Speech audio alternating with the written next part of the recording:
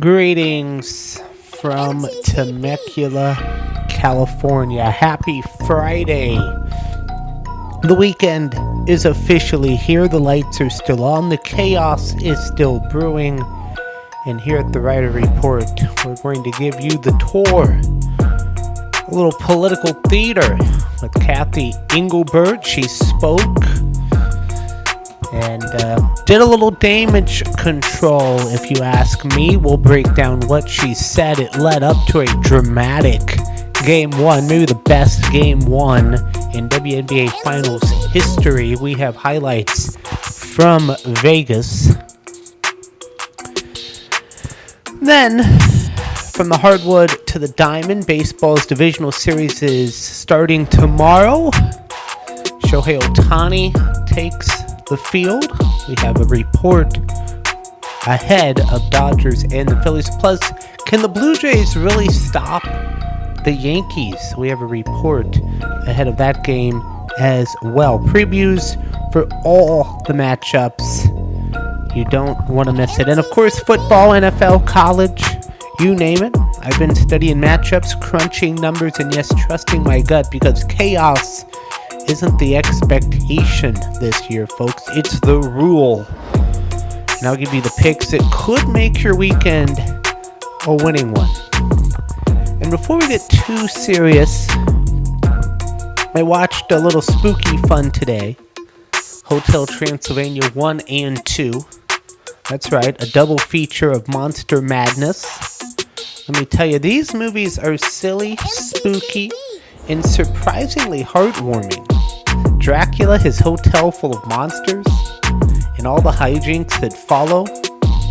It's the perfect Friday night vibe. A little laughter, a little suspense, and yes, even a little life lesson hidden under the capes and fangs. Trust me, if you haven't seen them, block out a couple hours and enjoy. And we hope you enjoy this edition of the Ryder Report. I am Ryder Bullock.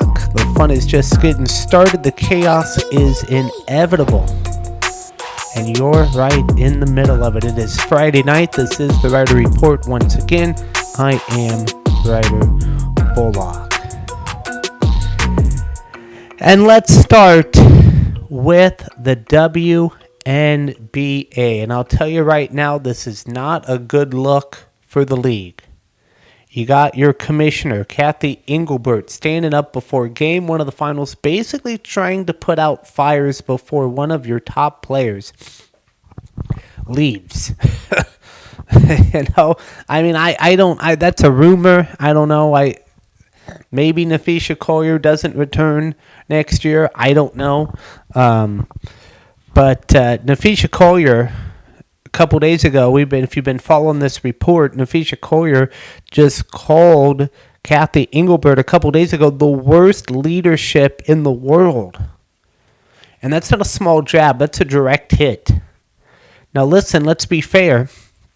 Engelbert's done a lot of good things. You can't deny that. The league's grown. They're adding teams, Golden State and others. There's a $2.2 billion media rights deal coming. USA Network is signed on for next year. I believe NBC and Peacock are on for next year, of course, with ESPN and CBS and others. So, charter flights are now a thing. That's major for player safety and professionalism. So from a business standpoint, she's delivered, no question. But here's the issue. The players don't feel heard. You can do all the deals you want. You can expand to all 50 states. You can sell TV rights left and right. But if your players, the stars who are the league, don't feel respected or listened to, you've got a culture problem. That's leadership. That's not dollars and cents. Now, the whole thing about Caitlin Clark, we mentioned this yesterday, that,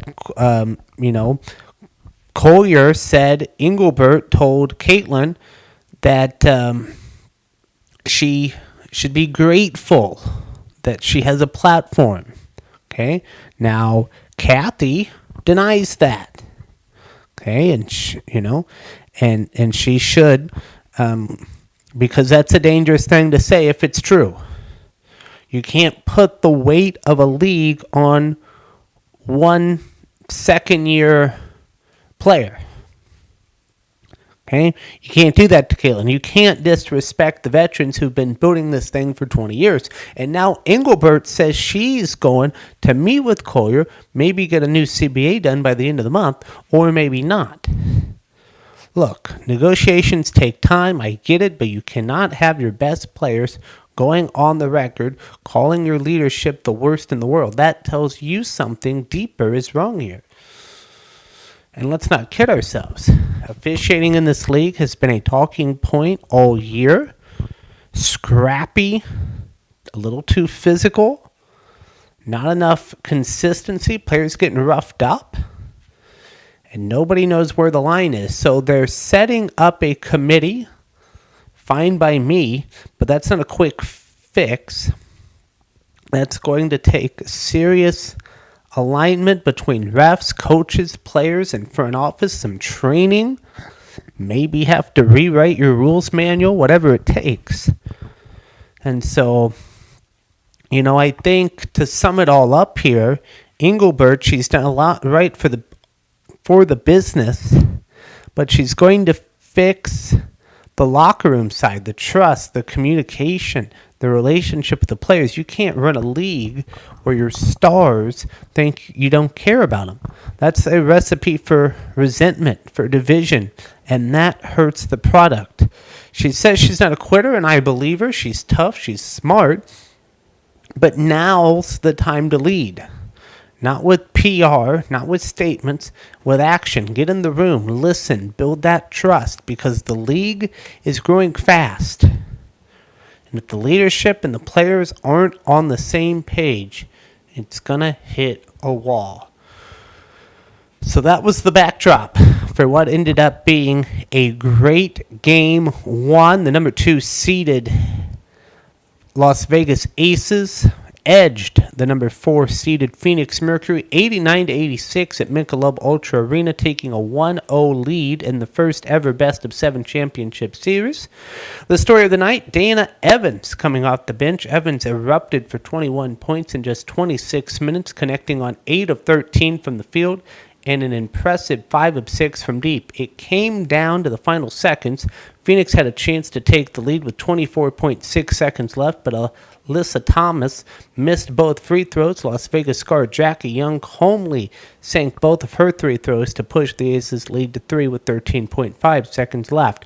Mercury forward Satu Salabe had a final look from 3, but it rattled out, and Young secured the rebound to ice the win. Asia Wilson led the Aces with a double-double, posting 21 points, 10 rebounds, and 5 assists, while Young added 10 points and 5 assists. Off the bench, Jewel Lloyd contributed 18 points and 4 rebounds, giving the Aces the depth edge they needed. Las Vegas shot 45.8% from the field and forced 20 points off turnovers, while holding Phoenix to just 10 fast break points. The Mercury outshot the Aces from the 3 at 38.9%, but turnovers and missed free throws in crunch time ultimately cost them. Game 2 is set for Sunday, and the Mercury will be looking to even the series on the road. From the hardwood to the baseball diamond. Dodgers, Phillies, NLDS Game 1. And the headline, the only headline, is Shohei Ohtani finally taking the ball in the postseason. Yeah, we've seen him mash. We've seen the home runs, the 50-50 season, absurd numbers. But now, for the first time, he's pitching in October. And not just pitching, he's pitching in Philadelphia in front of one of the loudest, most hostile crowds in the sport. This is big boy baseball now. Let's be honest, Citizens Bank Park has not been kind to Ohtani. No home runs here. Just a .25 average. Lifetime. Barely any damage. But that's the past. This isn't about hitting. This is about taking the ball and setting the tone in a 5-game series. You want to be the face of baseball. You want to be the guy everyone says is Babe Ruth 2.0. Then this is the stage where you prove it. And make no mistake, this is not some tune-up game. Philly's loaded. Harper, Turner, Schwarber, they feed off this crowd. They love this moment. And they've been sitting for 5 days, stewing. After getting knocked out in this round last year, they're hungry. But that layoff, it's real. Rust is real. And Ohtani coming in throwing 98 to 101 miles an hour, sharp breaking stuff. He could be dominant early if the bats aren't locked in. Now, let's give Philly some credit. Christopher Sanchez gets the ball.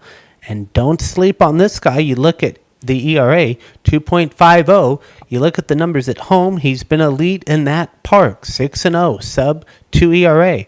115 strikeouts and stats. That's dominance. He loves the crowd, and the crowd loves him. He's not the household name like Ohtani, but he's got ace stuff. Here's what I'm watching for tomorrow in Game 1. Can Ohtani handle the Philly atmosphere? It's one thing to pitch in Anaheim in front of 30,000 laid-back fans. This is Philly. This is a madhouse. Every pitch will be scrutinized. Can Sanchez keep pace? He's been great, but he's never faced this kind of lineup in October. Betts, Freeman, Smith, they grind you. And bullpens. Can Dodgers pins, which has been shaky at times, can they overcome that? Philly's pin can be wild at times as well. These games could turn in the 7th or 8th real quick. And let's not ignore the money. These are two monster payrolls. Dodgers $500 million with the tax. Philly's nearly $350 million. This is the big leagues, folks. This is what it looks like when ownership says, we're here to win.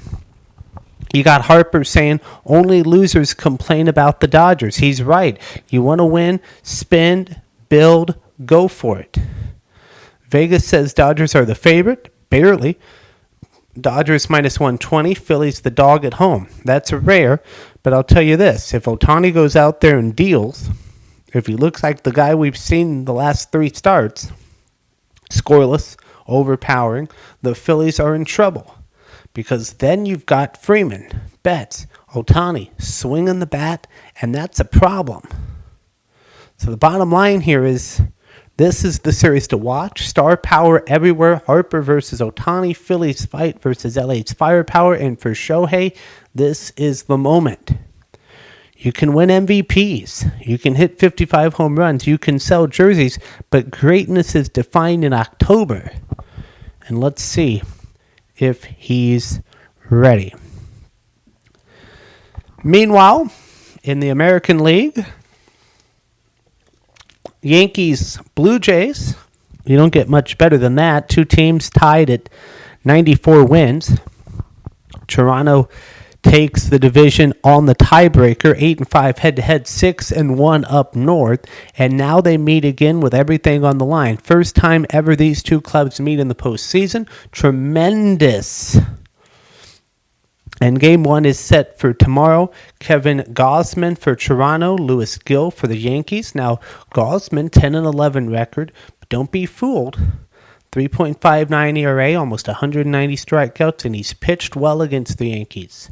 2 home runs, allowed in 4 starts, but solo shots to Stanton.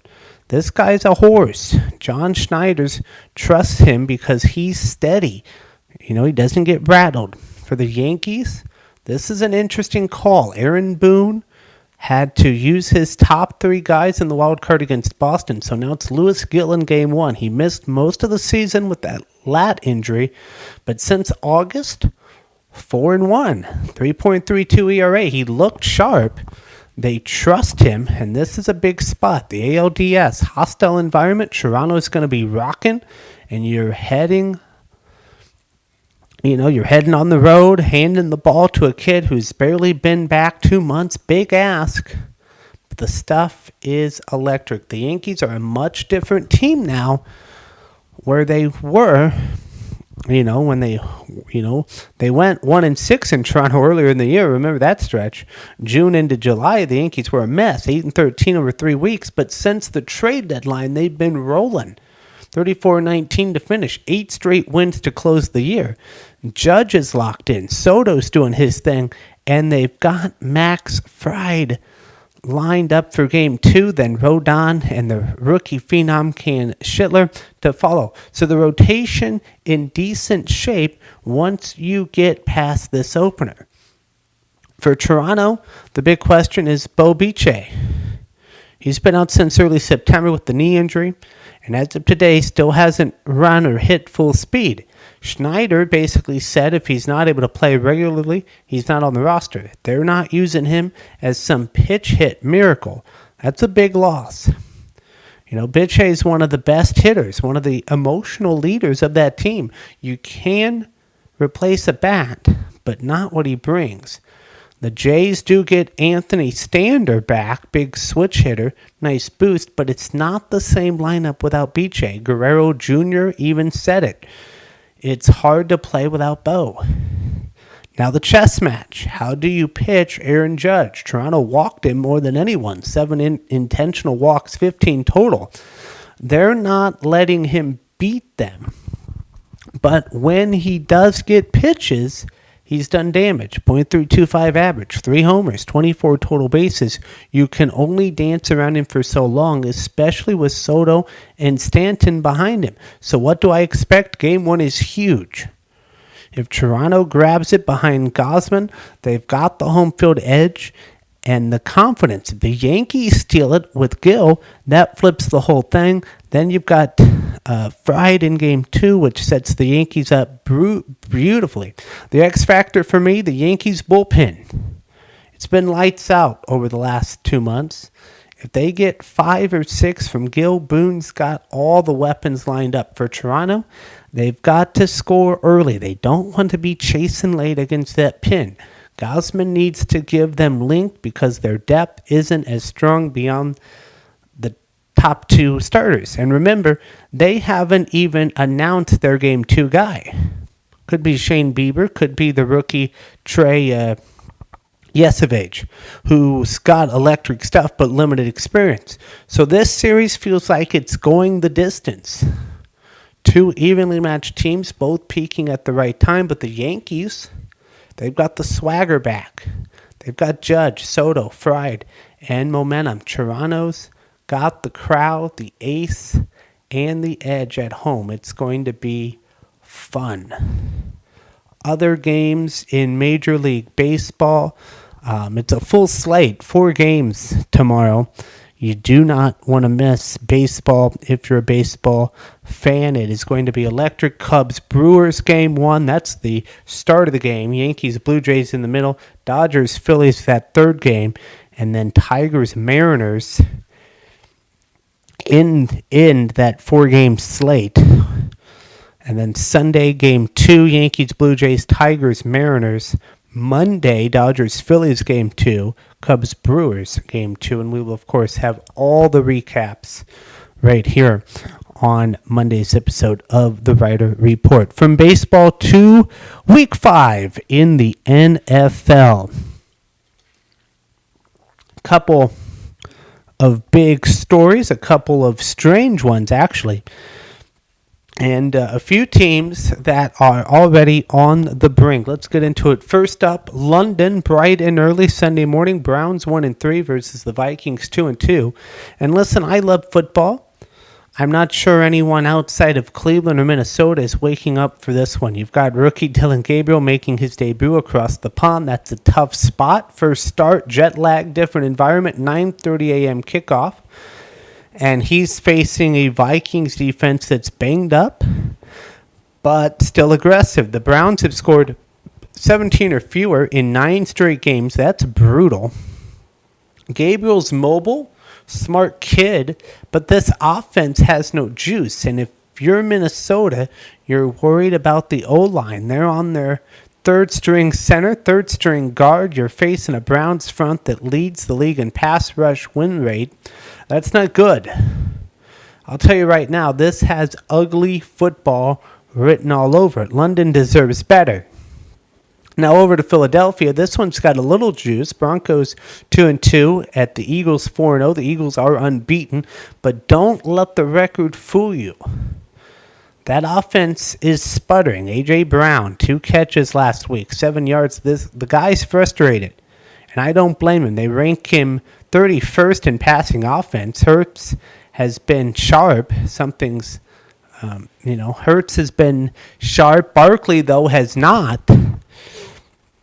And, something is off with that offense, and I'm not quite sure what it is. On the other side, you've got Bo Nix, who's been steady but not spectacular.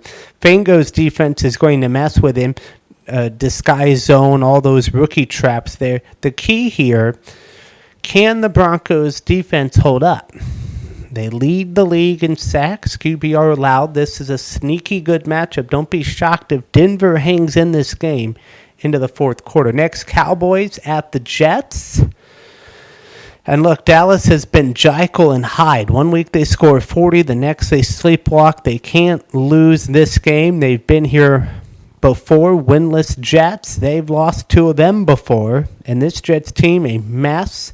-7 in turnovers, 40 penalties, 6 lost fumbles. They're inventing ways to lose. The Cowboys better handle their business, because if they blow another one to a winless team, you can forget about taking them seriously. Now let's go to one I actually like. Commanders at the Chargers. This one's interesting. You got Jaden Daniels coming back from injury. Dynamic player, can move, but no Terry McLaurin. That's a problem. The Chargers corners have been locked down, a top 5 in yards allowed per snap, and Washington's defense leaking oil. 28 explosive pass plays allowed, most in the league.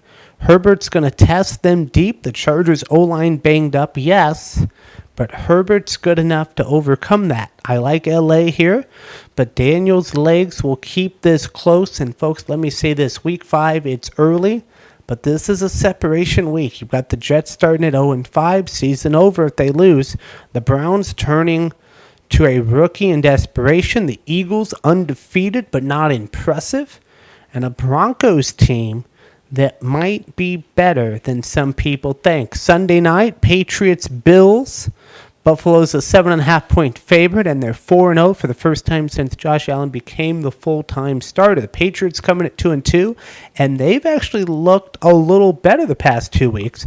But let's not kid ourselves. This is a huge test for rookie quarterback Drake May, or second-year quarterback Drake May, in a very tough environment. Now, let's look at the numbers. Actually, I want to find out something.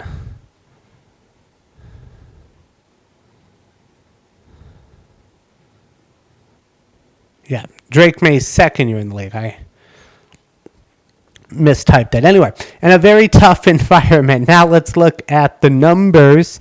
Number 2, Buffalo's offense. Number 2 overall. Number 1 rushing. Number 2 in scoring. They are balanced, efficient, and they control the tempo. James Cook has been a monster. Over 400 yards rushing, 5 touchdowns already. He's become the centerpiece of that offense. And when you can run the ball like that, and you've got Josh Allen playing efficient football, you're a problem for anybody. Defensively, the Bills are weird. They're number 1 against the pass, but 31st against the run. They've been soft up front. That's where New England's got to go to work. They've got a mobile quarterback in May, but that's been a weakness. Buffalo's already allowed nearly 200 rushing yards to quarterbacks through 4 games. So expect some design runs, some read options, maybe a couple RPOs, but keep that front honest. But the issue for the Patriots, they're -3 in turnover differential. That's not how you win on the road in Buffalo. And their defense, while strong against the run, has been torched through the air, 26th against the pass. That's dangerous against a team that can play action you to death. Now let's talk storylines. You got Stephon Diggs coming back to Buffalo, and you know the fans are going to be all over him. He had a great run here. Now he's wearing Patriot blue. He's coming off a 100-yard game last week, and you know he wants to show out against his old team. But Buffalo knows him. They'll roll coverage. They'll make someone else beat them. And on that injury front, Buffalo's getting some bodies back. Ed Oliver, Matt Milano, Spencer Brown, all questionable but trending up. That's a big for a defense that's been inconsistent. Meanwhile, New England mostly healthy outside a few linebackers. Series history, Brady used to own the Bills, but those days are gone. Since 2020, Buffalo's won 8 of the last 11, and they've won 5 of the last 6 at home. The only loss was that wild, windy night where Mac Jones threw 3 passes. That's not happening again. So Buffalo's the better team. They're deeper, they're balanced, and they're at home. New England's going to try to shorten the game, run the ball, chew clock, keep Allen off the field. If they can get May going on the ground, hit a few shots off play action, they'll hang around. But if Buffalo gets up early and forces the rookie to throw 35 times in that building, forget about it. That's a recipe for turnovers. Week 5 concludes on Monday night with a fascinating matchup between the Kansas City Chiefs, 3-time defending AFC champions, sitting at 2-2, going on the road to face a 3-1 Jacksonville Jaguar team that's starting to believe they belong in the conversation. Now, let's be honest, Kansas City's owned this matchup, 8 straight wins, haven't lost to the Jaguars since 2009, but here's the thing, Jacksonville doesn't care about history. They've got a new coach, new front office, and they're trying to make a statement on national television that they are not the same old Jaguars. So you look at Kansas City, they started slow, dropped the opener, had some issues, but moving the ball early, this year, that was a problem for them. But the last 2 weeks, they've looked more like themselves. They beat Baltimore last week, 37-20, and Mahomes looked like Mahomes. 4 touchdown passes, spreading the ball around, and most importantly, just 1 turnover all season. That's tied for the fewest in the league. That's championship-level ball security. Now they get Xavier Worthy back, and that's been a game changer. His speed changes how defense plays. You saw it against Baltimore. He stretches the field, opens lanes underneath, and suddenly everybody's eating. The offense had rhythm, tempo, balance. This is when the Chiefs are dangerous, when you can't key on one guy. Jacksonville, meanwhile, they've been physical. Top 5 rushing attack and league-leading 13 takeaways. That's not a fluke. That's a defense that flies around, attacks the football, and shortens the field for Trevor Lawrence. This team plays with an edge. Josh Hines Allen has said it best. It's not about Mahomes, it's about us. That tells you the mindset.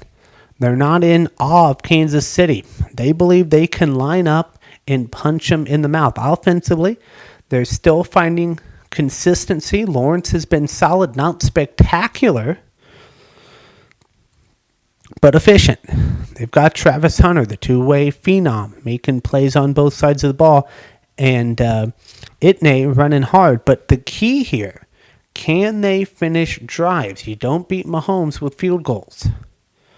Key matchups, the Jacksonville's D-line versus the Chiefs' O-line. If Jacksonville can keep pressure with 4 and affect Mahomes, they've got a shot. But if Mahomes has time, forget it. Turnovers, Jacksonville thrives off takeaways, but Kansas City doesn't give the ball away. Something's got to give, and the tempo.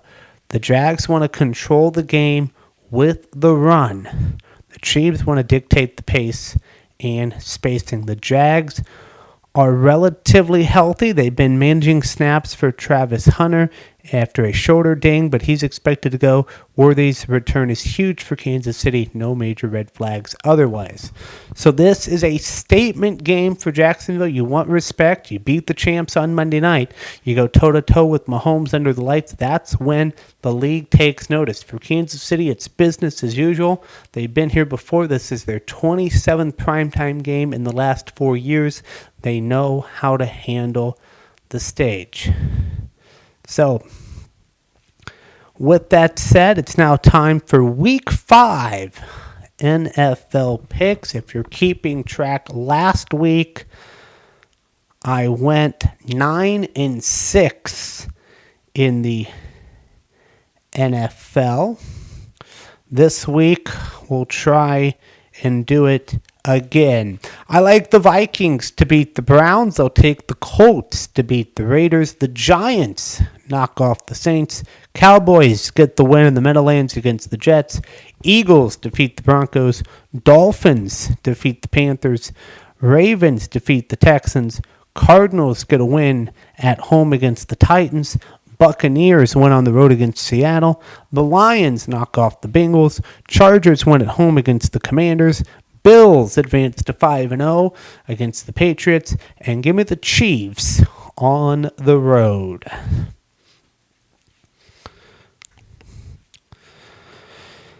And we will continue with October football. Week 6 of college football starts. What's actually already started yesterday, continuing today, and will climax on Saturday, And week 6 isn't as loaded as last week's slate, but it's conference play. Okay, and there are some big-time games with playoff implications, rivalry juice, in a few spots where somebody's season could go sideways real fast. Let's hit the board, and we'll start with the game of the week. Number 17, Vanderbilt at number 11, Alabama. You don't usually put Vanderbilt and playoff contender in the same sentence, but here we are. Diego Pava's been electric, 15 total touchdowns already, and this Vandy team believes they shocked Bama last year. Can they do it again in Tuscaloosa? The big picture is Alabama's back in the picture after taking down Georgia. Ty Simpson settled in at quarterback. Ryan Williams is a burner out wide, but this isn't the automatic dominant Bama we're used to seeing. If Vandy protects the ball, this could be a shootout again. In primetime, number 3, Miami travels to Tallahassee to take on number 19, Florida State. It's the Sunshine State rivalry under the lights. Miami's unbeaten. FSU's fighting to avoid back-to-back ACC losses.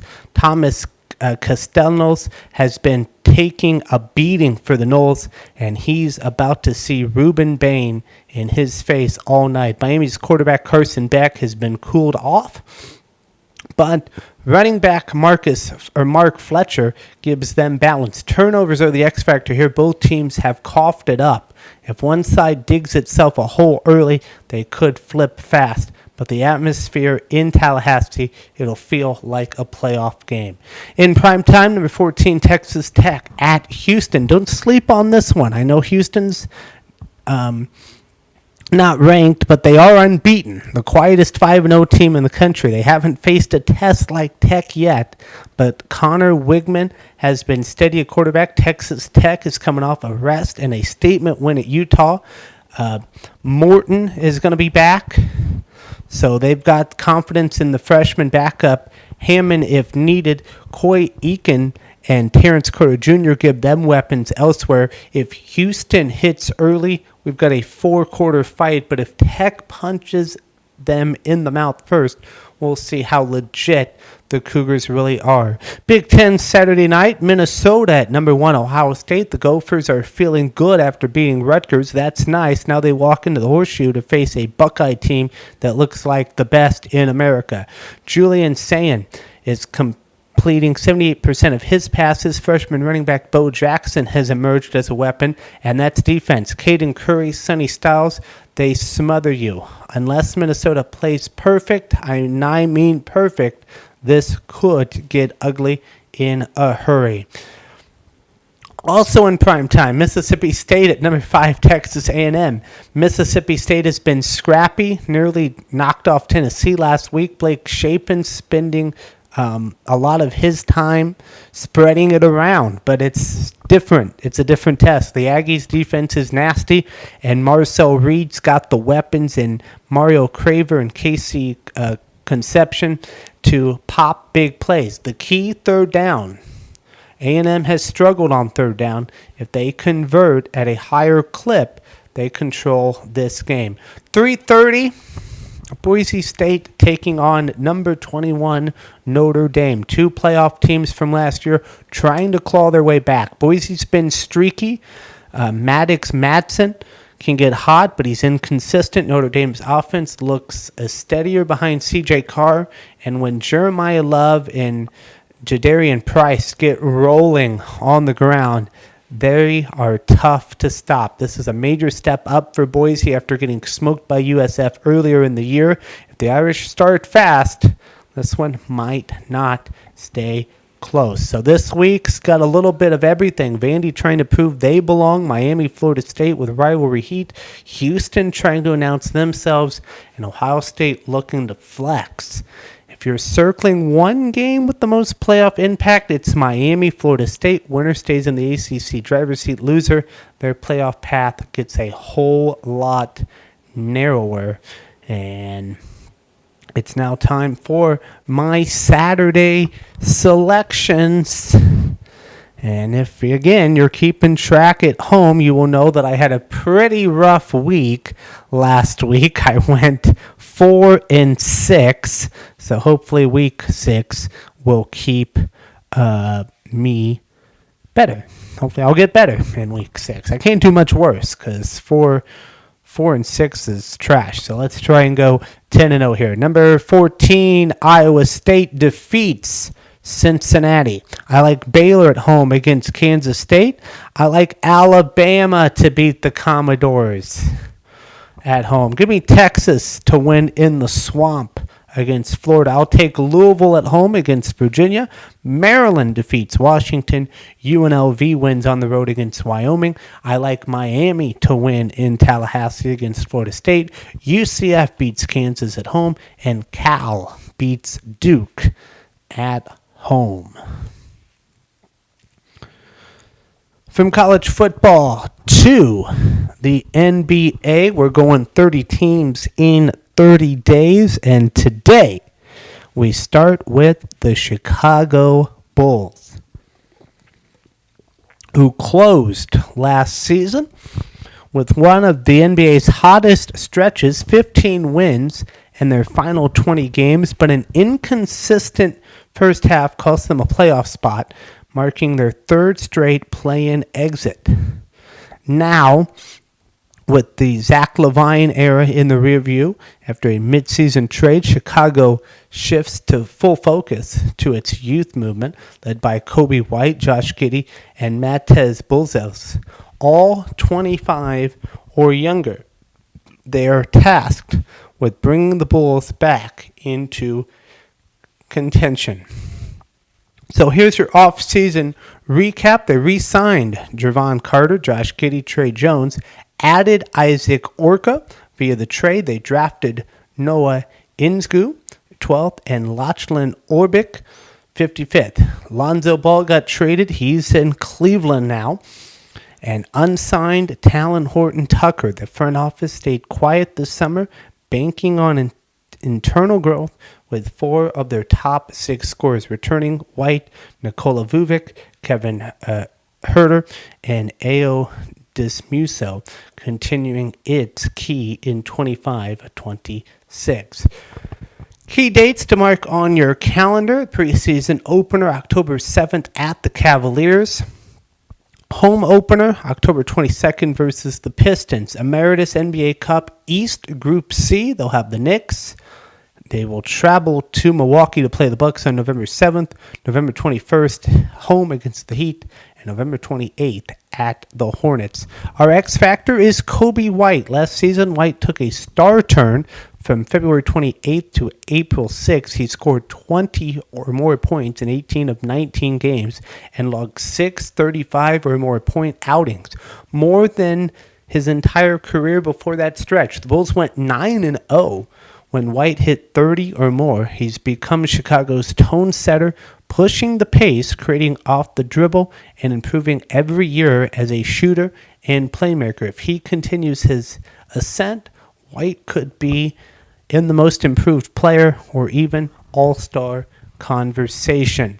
My key question, though, is can Matez Bazulis take the next step. The 2024 lottery pick didn't start until February, but once he did, he held the role for 31 straight games. Now entering year 2, Buz's growth as a shot creator and floor spacer could determine how high Chicago climbs. With Giddey's playmaking and White's scoring gravity, Bulls will get chances. If he turns potential into production, Chicago might move from playing hopeful to playoff mainstay. Coaching note, Billy Donovan enters this year freshly inducted into the Naismith Memorial Basketball Hall of Fame class of 2025, a milestone that adds gravities to this rebuild. The Bulls are betting on youth chemistry and continuity. If White, Giddey, and Buzzless keep trending upward and rookie Noah Insgu finds his footing, Chicago's patience could finally pay off in 2026. Shifting out west, the Portland Trailblazers made real strides last season, transforming a full rebuild into a legitimate postseason chase. Portland closed 23-18 over the final half of the year, just 3 games shy of the SoFi play-in tournament. A 15-win improvement from 23-24 showcased the emergence of a new core.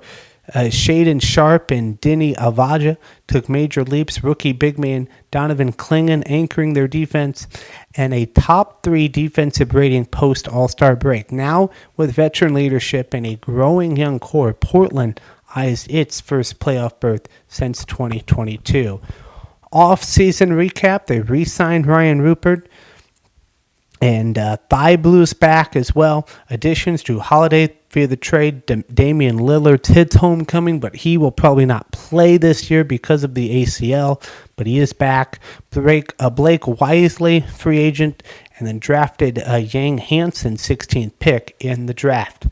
The departures this year: DeAndre Ayton, a buyout, Anthony Simmons, a trade, and Jabari Walker, free agent. Unsigned, Danlo Batten. Okay, so the Blazers entered this summer as one of the NBA's youngest teams, average age 24.39, and chose to balance that youth with experience, trading Simmons for Drew Holiday and bringing home franchise icon Damian Lillard. Portland adds championship DNA and mentorship through Lillard. But like we said, Lillard is expected to miss significant time recovering from an Achilles tear. His presence, along with Holiday's leadership, gives Portland a backcourt, a blueprint for success. With Anton gone, Clingan steps into a full-time starting role after a promising rookie finish, while rookie center Yang Hansen proves intriguing size and depth off the bench. Our X Factor, Deni Avdija, in his first season as a Blazer, Avdija delivered career highs across the board: 16.9 points per game, 7.3 rebounds, 3.9 assists, and 1 shot per game. He led Portland in 1 point steals per game, not shots. 1 steal a game. He led Portland in offensive rating, 113.6, and points per shot, 1.44. Efficiency metrics that underscores his growing impact. Over the final 16 games, Avdija averaged 24.9 points, 10.6 rebounds, and 5.5 assists. A closing run matched only by Nikola Jokic and Giannis Antetokounmpo. If that production carries into the 25-26 season, Avdija could be on the verge of stardom. One key question, though, is: can Shaedon Sharpe and Scott Henderson turn flashes into consistency? The future hinges on Portland's dynamic young duo. Sharpe was picked number 7th in the 2022 draft. He exploded in year 3 with 18 points per game, including 30 or more points per game. He did that 3 times in his final 5 outings. Henderson, number 3 pick in 2023, improved his efficiency as a sophomore, shooting 41.9% and 35.4% from 3 with a 39-point showcase versus Brooklyn. So the talent is there. The question now is consistency. With Holiday in the locker room, Lillard mentoring from the sidelines, and Chauncey Billups a Hall of Fame point guard guiding from the bench, the support system is in place for both to thrive. Key dates: preseason opener October 8th at the Warriors, home opener October 22nd against the Timberwolves. The Emeritus NBA Cup, they're in the West Group C. Halloween, they'll play the Nuggets November 14th at the Rockets, November 21st at the Rockets, and November 26th against the Spurs. The Blazers' blend of youth and veteran leadership offers real promise. And if Sharp and Henderson find consistency and Klingon anchors defense, Portland could be one of the West's surprise contenders and finally break their 4-year playoff drought. So that is our 30 teams in 30 days segment. Reminder, the NBA season tips off Tuesday, October 21st. Here is what's trending in the world of sports tonight.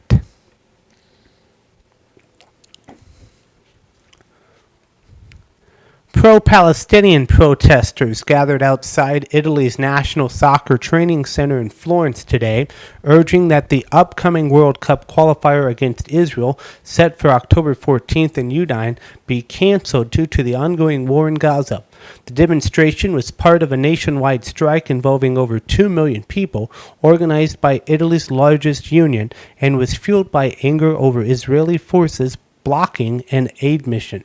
The protest remained peaceful outside the gates, with demonstrators holding a banner reading, quote, "Let's stop Zionism with the resistance," and accusing Israel of being, quote, "a criminal state."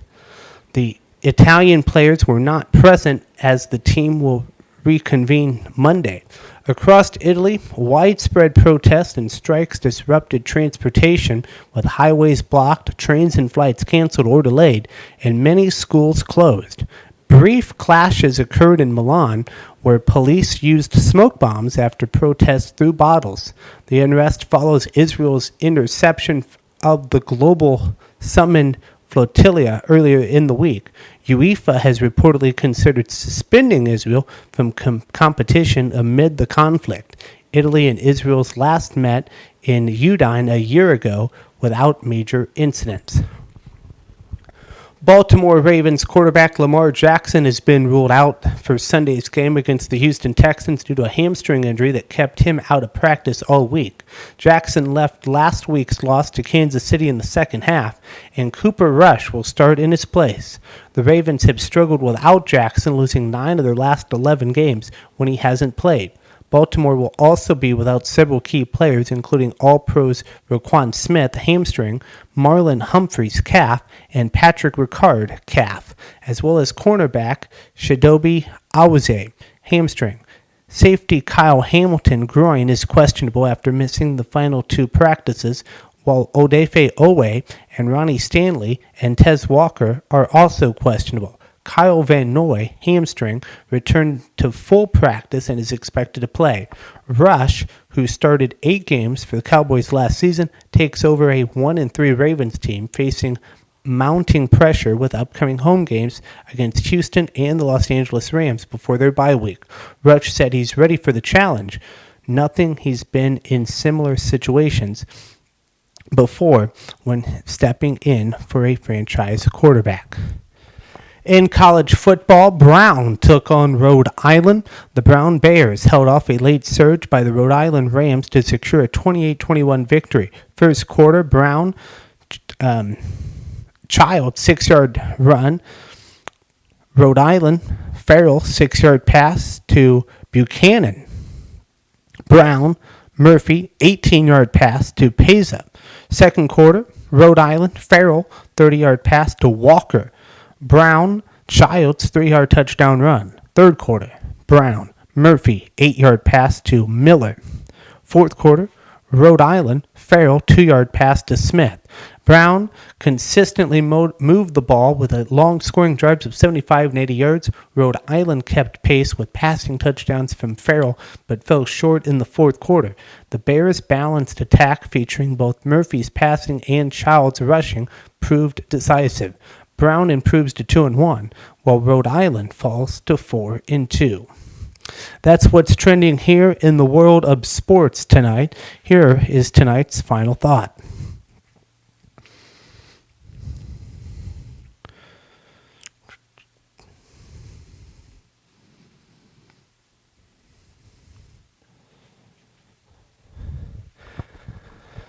Tomorrow in Annapolis, the Midshipmen of Navy will host the Falcons of Air Force in one of college football's most uniquely meaningful rivalries. A clash not defined by playoff implications or television ratings, but by tradition, discipline, and the shared calling of service. The Air Force-Navy game will go on as planned, but the backdrop is anything but ordinary. With Washington gridlocked and a government shutdown in effect, even the nation's service academies are not immune to the ripple effects. Emails bounce back unanswered. Athletic department staffers are furloughed, and familiar rhythms are interrupted. At Navy, the storied independence of the Naval Academy Athletic Association, a nonprofit operating since 1891, helps insulate its program from political paralysis. Coaches whose paycheck come through the association continue their work uninterrupted, while a few others paid through the government channels in teaching physical education find themselves in bureaucratic limbo. Still, practices continue. Games are played. The mission, as they say, carries on. At Air Force, it's a bit more complicated. Some civilian staff, including those in communications and operations, have been sidelined. Game streams go dark. Updates slow. Yet the Air Force Academy Athletic Cooperation, much like it is counterpart in Annapolis, ensures that the light stays on and the teams take the field. It's worth noting this isn't the first time Washington's stalemate has brushed against the turf of our service academies. In 2018, shutdowns forced cancellations, silenced arenas, and left athletes in uniform but without opponents. This time, thankfully, the determination to compete prevails. Still, the symbolism is hard to ignore. On one hand, you have young men, cadets, and midshipmen who commit themselves to the idea of service before self, to believe that a mission is greater than any individual. On the other, a Congress so entrenched in partisan gridlock that basic governance falters.